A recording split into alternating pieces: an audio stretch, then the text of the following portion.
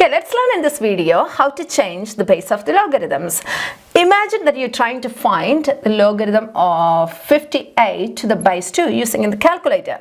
But the problem with the calculator is you can only find log to the base 10 or log to the base e. So in that case, you need to change the base of this logarithmic function from 2 to e or 10.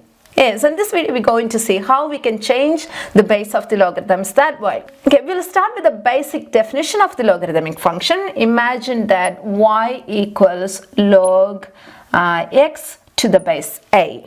So if you want to write that in the exponential form, the alternative form, this simply is a, the base, to the power y equals x. Okay, now what I'm going to do is I'm going to take the logarithm to the base b on both sides. That wouldn't change anything because you're doing the same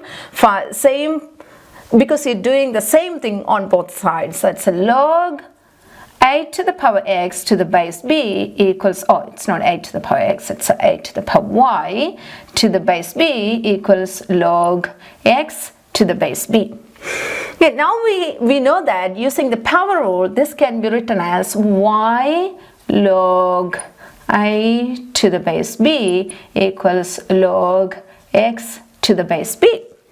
Okay, now I'm going to take this log a to the base b on the other side, taking that to the denominator. That then becomes y equals log x to the base b on log a to the base b.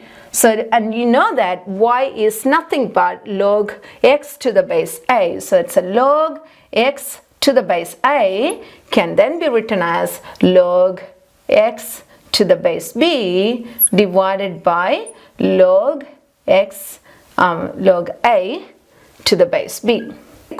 Using this equation you can change the logarithm. So using this equation you can change the base of the logarithm. So if you have a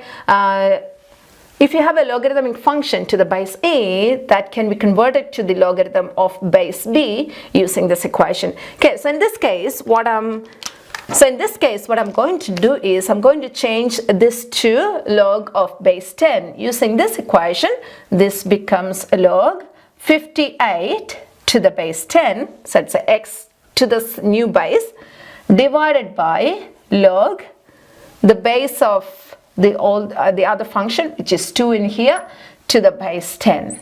Okay, now it's quite easy because log 58 to the base 10 can be calculated using your calculator, which is 1.7634, and log 2 to the base 10 is 0.3010. Okay, that can then be calculated as 5.85.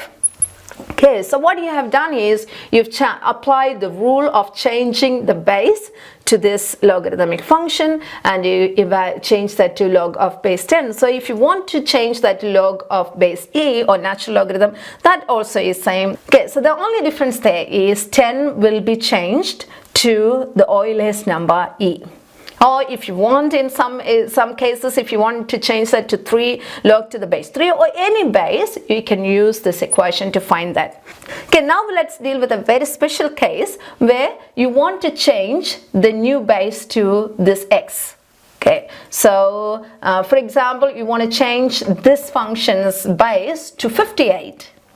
So now let's deal with a very special case when you want to change this base to x itself. So b is x. So in this case, if you want to change the base to 58, okay, how can you do that? What we can do is b is then x. So you need to substitute log x to the base a is now going to change to log x, and your b is x divided by log a to the base x. Okay, and log x to the base x is 1.